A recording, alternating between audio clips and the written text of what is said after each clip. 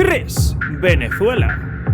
Si consideramos que el país más peligroso del mundo es en el que tienen la tasa de criminalidad más alta del mundo, pues el país ganador, aunque no sé si es la palabra correcta, sería la República Bolivariana de Venezuela, teniendo la mayor tasa de criminalidad y percepción de inseguridad del planeta en 2024, con un puntaje de 81,15 sobre 100 según Numbeo. Encima han tenido en algunos de los últimos años una de las tasas de homicidios por habitante más altas del mundo según la Oficina de las Naciones Unidas contra la Droga y el Delito y el Banco Mundial. La hiperinflación descontrolada por años, la enorme escasez de productos básicos y el gran deterioro de las instituciones con una gran represión política ha destrozado la maltrecha economía del país y dejado a más del 90% de la población de Venezuela en la extrema pobreza y propulsando la masiva huida del país de alrededor de 7,7 millones de venezolanos desde el 2014 según ACNUR. Lo que es lo mismo, 1 de cada 4 venezolanos han dejado su país desde la crisis económica, política y de todo que estalló en 2013. Pero, ¿sabías que antes de ser la Venezuela que todos conocemos, llegó a ser el país más próspero de Latinoamérica, de las naciones más ricas por PIB per cápita del mundo, una potencia energética global y un país que se comparaba con países europeos como Italia y Alemania? ¿Y cómo ha pasado a estar en la mierda actualmente? Pues por estas 5 tremendas razones. 1. El origen. Que Venezuela fuera rica fue gracias a la P de 1. Playas. 2. Pabellón criollo. 3. Petare. 4. Peronismo. Ninguna. Es gracias al petróleo.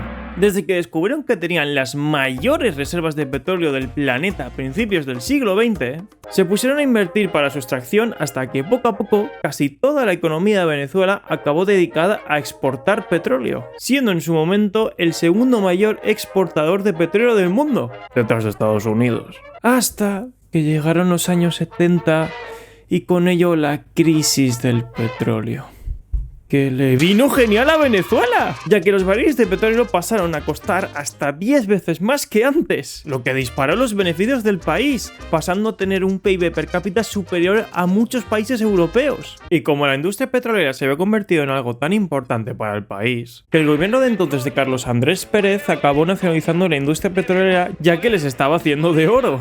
¡Joder, qué bien todo para Venezuela!, ¿no? Pues sí, pero ese montonazo de dinero no se supo aprovechar bien. Mucho de dinero se fue a los bolsillos del gobierno de turno al tener unas instituciones cada vez más corruptas y como se nacionalizó la empresa de petróleo, pues aún más fácil lo tenían los políticos para meter mano al dinerito este. Además, se pusieron a despilfarrar el dinero en proyectos que, aunque muy bien intencionados, como nuevas carreteras, educación, sanidad, subsidios para la población, como el control de precios en alimentos y gasolina, era un gasto insostenible para el Estado. Y como no les llegaba el dinero para pagarlo todo y mantenerlo, se pusieron a emitir un montón de deuda internacional. Además, muchos de esos proyectos también tuvieron mucha corrupción detrás y no se realizaron del todo bien o tuvieron sobrecostes. Añádele a todo esto que el Estado venezolano, en vez de buscar diversificar la economía del país desarrollando otros sectores como agricultura, industria, turismo, entre otros, y no depender solamente de que el petróleo esté caro, se la sudó y solo se centraron en sacar zumo de dinosaurio, pero encima cada vez peor y menos, condenando así a la economía de Venezuela a ser cada vez más dependiente de él. ¿Qué podría salir mal? 2. Crisis y más crisis. En 1982 ocurrió lo esperable. El precio del petróleo cayó drásticamente y como más del 90% de la economía de Venezuela se dedicaba a exportar petróleo, a la mierda todo. Las finanzas del gobierno, adiós. Los ambiciosos proyectos del país, adiós. Las deudas internacionales, impagables. Y la decadencia de Venezuela acababa de empezar. El deterioro de la economía más las deudas impagables trajeron inflación que redujo el valor del bolívar, lo que destrozó y arruinó los ahorros de la población venezolana y aumentó la pobreza del país. Además, el empeoramiento de los servicios públicos y el parón de los subsidios y los controles de precios de alimentos y la gasolina barata trajo aún más pobreza y creó un descontento social con su culmen en el Caracazo en el 89, que desató manifestaciones masivas que fueron reprimidas violentamente, causando cientos de muertos, que trajo una desconfianza en los partidos tradicionales y una gran inestabilidad política que condujo a radicalismos y populismos en Venezuela, que más tarde se tradujo produjo en el intento de golpe de estado de Hugo Chávez en el 92, que fracasó, en una posterior crisis bancaria en el 94 que empeoró aún más la economía, y en el aumento de la pobreza y con ello de la delincuencia y violencia en el país. Pero en la década de los 2000, Hugo Chávez, el que fracasó el golpe de estado años atrás, ganó las elecciones de Venezuela. Y tuvo la potra de que el petróleo volvía a subir de precio y también los ingresos de Venezuela. ¿Qué cambió? Bueno, mismos errores y mucho peores. En resumen, mismo gasto insostenible de subsidios y controles de precios, no diversificación de la economía con su continua dependencia al precio del petróleo, la expropiación de tierras y viviendas, nacionalización de bancos y empresas haciéndolas más ineficientes y fáciles de caer en la corrupción, la centralización del poder en el gobierno de Hugo Chávez, la erosión de la independencia del sistema judicial y los ataques a la prensa libre deteriorando así a la democracia venezolana, lo que llevó a la imposición de aranceles de Occidente en el comercio como castigo, que empeoró todo aún más. Y con todo esto aumentó la desigualdad, la pobreza y la violencia junto con la proliferación de bandas criminales. Hasta que en 2013 Hugo Chávez murió de cáncer y proclamó como sucesor a Nicolás Maduro. 3. El colapso total. La sucesión de Nicolás Maduro vino junto con la fuerte caída del precio del petróleo en 2014, que volvió a destrozar la economía del país. ¿Qué solución le dio Maduro? Pues una mega ultra hiper inflación nunca vista, que ya sí destrozó la ya maltrecha economía venezolana, que dejó con más del 90% de la población en la extrema pobreza y el colapso del sistema de salud y educativo, causando así el pico del éxodo venezolano. La desesperación por la gente por sobrevivir la condujo a la economía informal e incluso a cometer toda clase de delitos para poder sobrevivir. Además, con la politización y el debilitamiento del sistema judicial desde el mandato de Hugo Chávez, acabó causando que su ineficiencia sea tan severa que más del 90% de los delitos cometidos en Venezuela sean impunes. Es decir, que casi todos los crímenes que ocurren no son ni investigados ni castigados, a no ser que sean contrarios al régimen. Lo que ha dejado a las personas del país desprotegidas ante robos, vandalismos, abusos, secuestros, homicidios y más. Lo que obviamente ha impulsado la mayor proliferación de aún más actos delictivos y una gran oportunidad para las bandas criminales que ya estaban y las que se venían. 4. Crimen organizado. Ya desde Hugo Chávez empezó la proliferación de bandas criminales, hasta el punto de hacerse tan grandes que pasaron a llamarse megabandas. Pero con Nicolás Maduro y su destrozo de la economía con la hiperinflación, hizo que se consolidaran aún más al tener una población aún más vulnerable y desprotegida. Esto ha hecho que literalmente bandas que solo se dedicaban a robar y extorsionar pasaran a realizar operaciones de narcotráfico, secuestros y contrabando, hasta apoderarse de regiones o barrios donde ejercen como gobiernos paralelos. Y es que no hay ninguna región de Venezuela que se libre de ellas. Te destaco las 6 bandas criminales más poderosas de menos a más. 6. Las Fuerzas Bolivarianas de Liberación.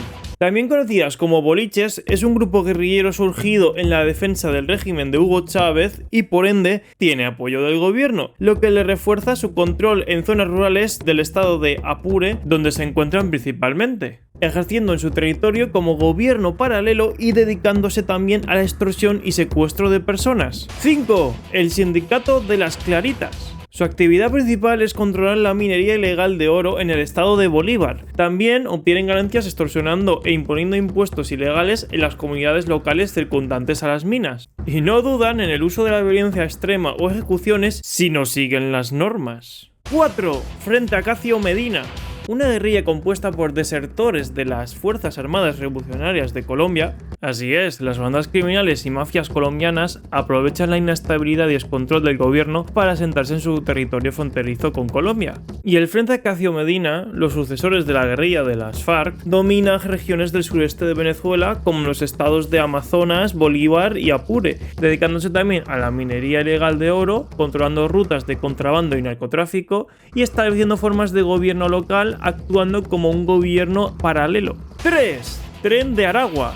Imagínate el poco control que ha tenido el gobierno y lo tan corrupto que es, que ha degradado tanto las instituciones venezolanas que hasta en una cárcel del estado de Aragua llamada Tocorón se corrompió tanto que los líderes de los presos, o también conocidos como pranes, consiguieron no solo tomar el control de la cárcel para seguir realizando sus actividades ilícitas, sino que se expandieron tanto que actualmente se considera la organización criminal más poderosa de Venezuela, donde se dedican a todos los crímenes que te imaginas: contrabando, extorsión, robos, narcotráfico, minería ilegal, secuestros, trata de personas, y lo peor es que no solo se han quedado en Venezuela, también han expandido sus operaciones a Colombia y Perú, y en menor medida a Chile, Brasil, Ecuador y Argentina, aumentando así la criminalidad e inseguridad en Sudamérica en general, y todo gracias a la incapacidad del control del gobierno venezolano. 2. Ejército de Liberación Nacional o ELN. Originalmente era una guerrilla colombiana que se asentó en las zonas fronterizas con Venezuela, pero ¿adivina qué? Desde que llegó Hugo Chávez al poder, se expandió cada vez más por el territorio venezolano por ser aliados del chavismo y así obtener impunidad en sus acciones. Han acabado controlando y gestionando rutas de contrabando, narcotráfico, minería ilegal e incluso son gobiernos paralelos en algunas zonas rurales de Venezuela, estando su presencia en al menos 40 municipios de 8 estados venezolanos, más que cualquier otra banda criminal en el país, además de ser la banda con más poder militar. 1.